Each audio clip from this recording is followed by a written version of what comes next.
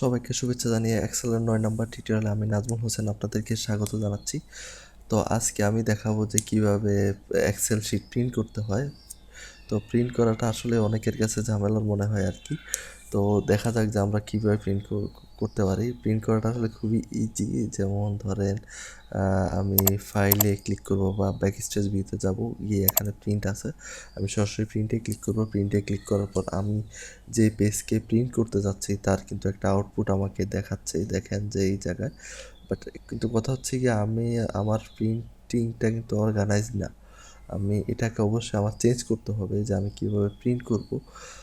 Print করার জন্য দেখেন আমি এই জায়গায় যখন আমি নিয়েছি তখন দেখেন যে এখানে কিছু অপশন এসেছে। এখানে প্রিন্টার একটা বক্স দেখা যাচ্ছে, এখানে কিছু বক্স দেখা যাচ্ছে। এখানে প্রিন্টার বক্স হচ্ছে গিয়ে ধরেন আপনার যদি বিভিন্ন ধরনের প্রিন্টার যদি থাকে, মাল্টিপল প্রিন্টার একটা অফিসে হয়তো বা একের অধিক প্রিন্টার থাকতে পারে, সেগুলো আপনি সিলেক্ট করবেন। আবার এখানে লেখা আছে কপিজ, মানে আপনি একটা ফাইলের কয়টা কপি করবেন সেটা। এখানে আপনি যদি 1 কপি চান তখন 1 কপি, যদি 2 কপি চান 2 কপি, 3 কপি, আপনি আপনার প্রয়োজন অনুযায়ী আপনি মানে কপি মানে প্রিন্ট কপি বের করবেন আর কি। তো আরেকটা জিনিস হচ্ছে গিয়া print active sheet. Active sheet বলতে এখানে মাল্টিপুল যে শিটগুলো রয়েছে, আপনি চাইলে একসাথে মাল্টিপুল শিটও করতে পারবেন। আবার চাইলে প্রিন্ট এন্টায়ার ওয়ার্কবুক, মানে টোটাল ওয়ার্কবুকের যতগুলো শিট আছে সবগুলো প্রিন্ট। আমরা নর্মালি অ্যাক্টিভ শিটে প্রিন্ট করব। তো এর জন্য। আর এখানে আছে পেজ। এখানে পেজ বলতে বোঝাচ্ছে হচ্ছে কি আপনি কত থেকে কত পেজ পর্যন্ত আপনি প্রিন্ট করবেন। যেমন আপনি যদি চান যে এখানে দেখবেন যে এখানে হচ্ছে পেজ নাম্বার, তো এই জায়গায় আপনি ক্লিক করবেন। যেমন আমি 2 থেকে ধরেন যে 5 পর্যন্ত প্রিন্ট করবো, তার মানে হচ্ছে এটা হচ্ছে 2 নাম্বার পেজ থেকে 5 নাম্বার পেজ পর্যন্ত সেটা প্রিন্ট করবে। এটা হচ্ছে কি আমার মানে পেজ, এখান থেকে আপনি করতে পারবেন। তো এখানে আরেকটা জিনিস দেখেন যে কালেক্টেড বলতে এখানে বোঝানো হচ্ছে যে আনএলোকেটেড, মানে আপনি কালেক্টেড হচ্ছে 1 2 3, মানে অটোমেটিক, মানে একটার পর একটা কি হবে, মানে 1 2 3 একসাথে হবে, নাকি হচ্ছে গিয়া 1 2 নাকি 1 1 আগে একসাথে হয়ে যাবে। এগুলো হচ্ছে গিয়ে আপনার যদি কপি যখন করবেন আর কি, তখন কীভাবে প্রিন্ট হবে এটা আপনি সিলেকশন করে দিতে পারবেন। আর এটা হচ্ছে গিয়ে পেজ ওরিয়েন্টেশন আপনি পোর্ট্রেট ওরিয়েন্টেশন এবং ল্যান্ডস্কেপ, মানে আপনি যদি ল্যান্ডস্কেপে প্রিন্ট করতে চান ল্যান্ডস্কেপে প্রিন্ট করতে পারবেন। এখানে পোর্ট্রেটে করতে চাইলে পোর্ট্রেটে বাই ডিফল্ট থাকে পোর্ট্রেট। আরেকটা হচ্ছে কি আপনি দেখেন যে এখানে লেটার, এটা হচ্ছে কি আপনার পেজ সাইজ, যে আপনি আসলে কোন পেজে প্রিন্ট করবেন। আপনি এখানে আমরা নর্মালি A4 সাইজ ইউজ করি, আপনি A4 সাইজে প্রিন্ট করতে পারবেন। আবার চাইলে বিভিন্ন সাইজ আছে, আপনি এই অনুযায়ী সাইজ প্রিন্ট করতে পারবেন। এছাড়াও আছে যে আপনার মার্জিন হচ্ছে আপনার পেজের মার্জিন কতটুকু রাখবেন সেটাও আপনি ডিফাইন করে দিতে পারবেন। যেমন আপনি যদি চান ন্যারো মার্জিন রাখতে, তার ন্যারো মার্জিন রাখতে পারেন, আপনি ওয়াইড মার্জিন রাখতে পারবেন, আপনি নর্মাল মার্জিনও রাখতে পারবেন। আর এটা হচ্ছে স্কেল হচ্ছে যে আপনি একটা পেজে মানে কতটুকু মানে জায়গা আপনি রাখবেন আর কি। যেমন আমি যদি fit to sheet fit sheet to 1 page, আমি যদি এটা ক্লিক করি তখন দেখবেন যে এক পেজে আপনার সকল শিট জায়গা করে নিয়েছে। আবার যদি fit all columns in 1 page, মানে যতগুলো কলাম আছে সবগুলো একটা পেজে হবে, সেটাও আপনি করতে পারবেন।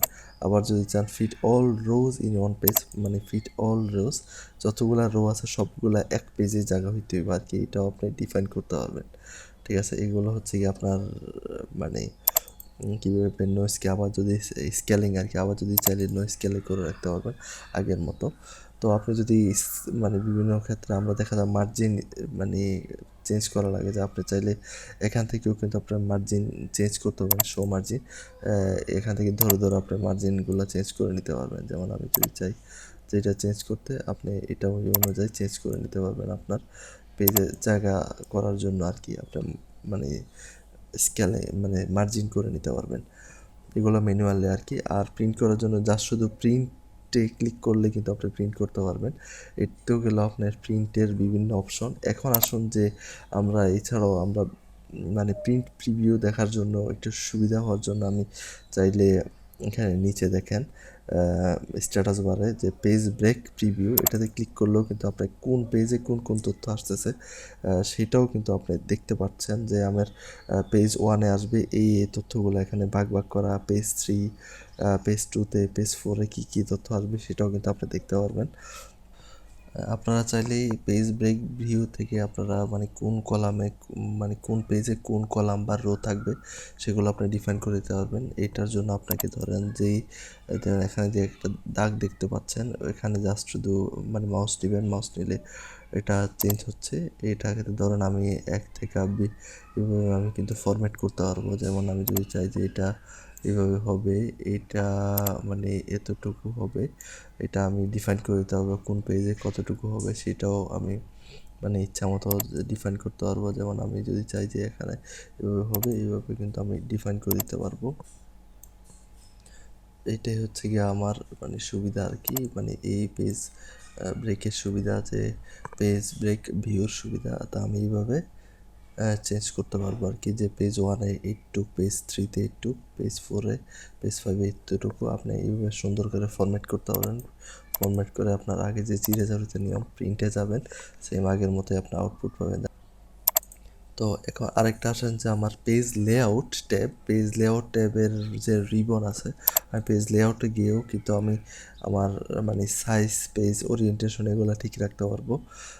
এছাড়াও প্রিন্ট এরিয়া সিলেকশন করতে পারবো। যেমন আমি যদি চাই যে আমার শুধু প্রিন্ট হবে এতটুকু পর্যন্ত প্রিন্ট হবে, যেমন 10 নাম্বার পর্যন্ত প্রিন্ট হবে, আপনি প্রিন্ট এরিয়া দেখেন যে এখানে প্রিন্ট এরিয়া, সেট প্রিন্ট এরিয়াতে ক্লিক করবেন, সাথে সাথে প্রিন্ট এরিয়া সেট হয়ে গেল। এখানে যদি আপনি যদি প্রিন্ট দেন, যেমন আমি এখানে প্রিন্ট দিলাম, দেখেন আমার 1 থেকে 9 পর্যন্ত মানে প্রিন্ট এরিয়া যতটুকু আছে আর কি, ওটুক পর্যন্ত আমার কিন্তু মানে মানে সিলেক্ট হয়ে গেল আর কি।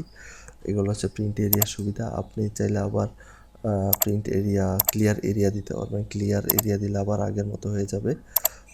দেখেন আগের মতো হয়ে গিয়েছে। এটা হচ্ছে গিয়া প্রিন্ট এরিয়া সুবিধা। এখন একটা জিনিস খেয়াল করেন, আমি যদি চাই যে আমার রো এবং কলাম মানে যে টাইটেল, যেমন নেম এবং সিরিয়াল নাম্বার, এবং যে টাইটেল মানে টেবিলের যে টাইটেলটা আছে ওইটাকে আমি সবসময় ফিক্সড রাখতে চাই, এটা আমি কীভাবে করব? যেমন ধরেন যে আমি আবার প্রিন্টে একটু যাই, দেখেন যে আপনি মানে সিরিয়াল নাম্বার, নেম এগুলো কিন্তু প্রত্যেক পেজের জন্য কিন্তু আলাদা আলাদা হচ্ছে না। সেটা আমি কিভাবে করব, আলাদা আলাদা করব? সেটার জন্য আপনাকে যেতে হবে মানে প্রিন্ট টাইটেলে গিয়ে আপনি দেখেন যে row to repeat at top, মানে আপনি কোন রোকে টপে রাখতে চান অলওয়েজ। তো এটাকে আপনি সিলেক্ট করবেন, এই রোডটাকে আমি টপে রাখতে চাই, এটা দিবেন, এরপরে ওকে দিবেন। আবার ধরেন যে আপনি মানে কোন কলামটাকে আপনি রাখতে চান, আপনি চাইলে এই 2টা কলামকে একসাথে রাখতে পারবেন। রেখে আবার এটাতে ক্লিক করবেন, ক্লিক করে ওকে দিবেন। দেখেন আপনাকে একটা দেখাই, আবার আপনি একটু প্রিন্টে যান, প্রিন্টে যাওয়ার পর দেখেন প্রত্যেকটা কলামে কিন্তু রোতে যাওয়ার পরে কিন্তু আমার কিন্তু ওগুলো কিন্তু ফিক্সড হয়ে রয়েছে। দেখছেন জিনিসটা? এটাই হচ্ছে আমার সুবিধা মানে প্রিন্ট টাইটেলে। তো তাহলে আজকে এই পর্যন্তই। পরবর্তী টিউটোরিয়ালের জন্য আপনারা আমাদের চ্যানেলটিকে সাবস্ক্রাইব করবেন। আর এছাড়াও আমাদের ফেসবুক পেজ, টুইটার পেজে আপনারা লাইক, কমেন্ট, শেয়ার করবেন। যে কোনো প্রশ্ন থাকলে আপনারা করবেন। Thank you.